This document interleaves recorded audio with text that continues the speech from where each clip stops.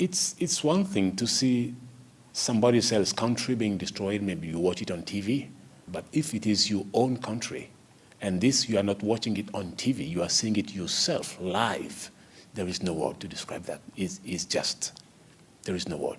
People are burnt alive in their houses. Women, pregnant women, having their throat cut. This is just crazy. Kids, 8, 10 years old, being killed. What have they done? This is just blind violence. Muslim and Christians are being killed on both sides, and there is a total chaos. The feeling of the population, they say they are abandoned by their government, abandoned by the international community, abandoned by the United Nations. So it's a feeling of deep, deep despair. Things are spinning out of control, and if the international community don't act very quickly, it may be something else in the month or weeks to come.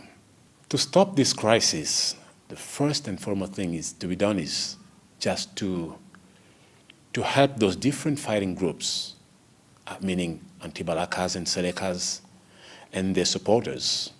They need to go through peace education about forgiveness, about reconciliation, about empathy, about critical thinkings and personal responsibility.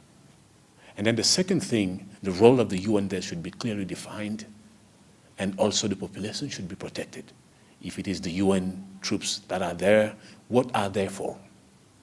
Because they should have done something to stop the killing. But instead, most of them, they pulled out of the places and the zones where people were being killed. As ordinary people, we should raise our voice and speak.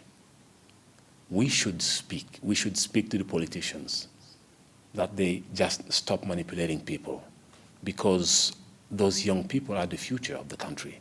They cannot just lead them through manipulation to go and kill people and destroy the country. What Aegis should do about it is, first of all, giving what has worked best here in Rwanda, which is peace education.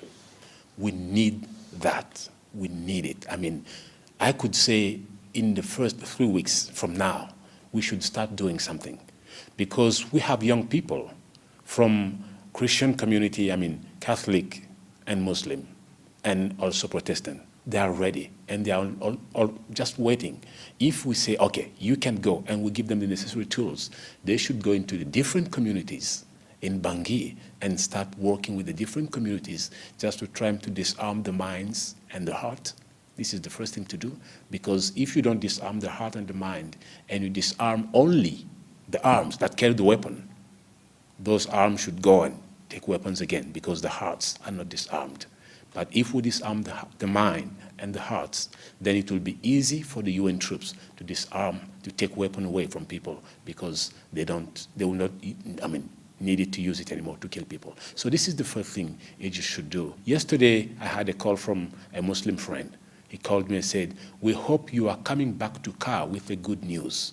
By good news, I mean Aegis will be coming in to help us teach peace education into our different communities, because the elections are ahead. We don't know what is going to happen. If we can have this before the election, it will be a great, great, great help for Car.